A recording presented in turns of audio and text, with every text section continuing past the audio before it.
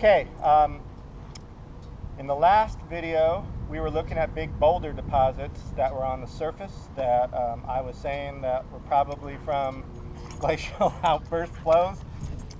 Hi, Lucy.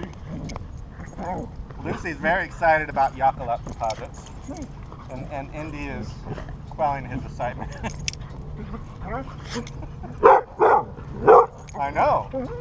Really cool stuff. They love coming out in the field. Geology is cool. So, behind me, I'm in an old gravel pit. Hey, dogs, go away. Go. Go. Hey. What do you want? What?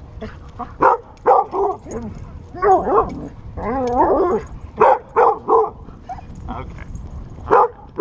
Hey, okay. Hey, you. Lucy, off. Off. Off, go on. Okay, back to the outcrop. Indy, is there a stick around here? Go find a stick. So we're in a gravel pit. That's right along the Truckee River on the left bank. And they were digging here because there was gravel, there was sand, there was something they wanted. And in the outcrop up behind me, there are some gravel deposits, and there's also a buried soil that separates the gravel deposits. And that soil is developed. It's a brown layer. We'll go up to it in a moment.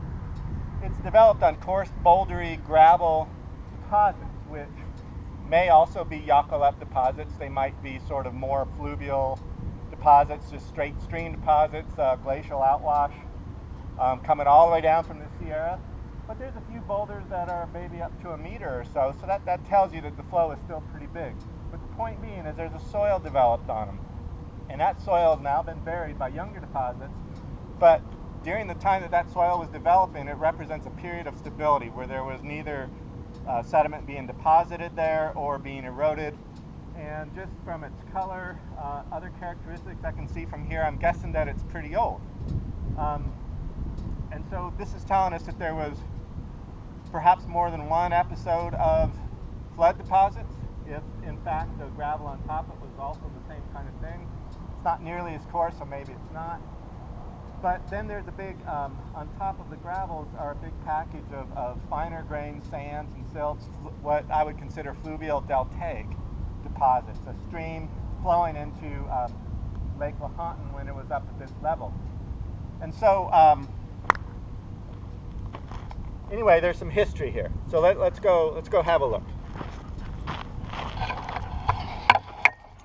So we're walking around through a ditch, through all the tumble mustard, or no, that's actually tumbleweed, Russian thistle.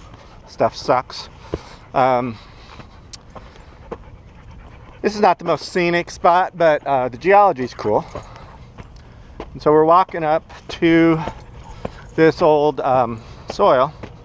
It's called a paleosol because it's buried, and it's buried by deposits that might be 15,000 or younger, probably around then. These are kind of high stand, Lake Lahontan high stands.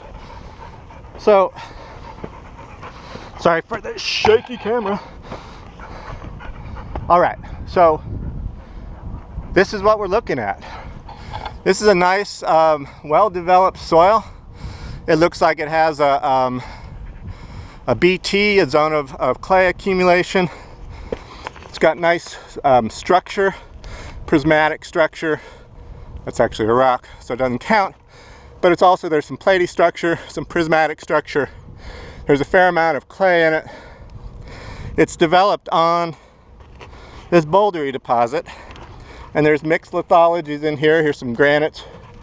And darn, those might even be some tourmalines right there. So that's a pretty good sized boulder. So anyway, this is telling you there's history here. This is definitely some sort of fluvial deposit. It could be outwash.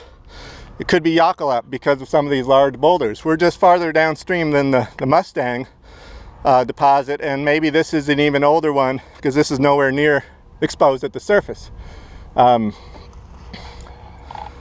So what else can we say about this right now? I think I'll bring my class here and do some descriptions because this is a pretty nice spot.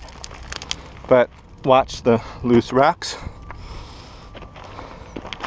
Okay, so you've got this little bit of a gravel. You can't quite tell because of the surface slough colluvium above it, but it might be a half a meter thick.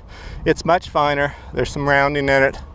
And upslope from there, wow, we got a big package of finer grain, thinly bedded fluvial deltaic deposits, very much sandy.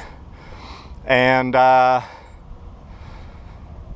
it looks like there may be some wave ripples, and so I will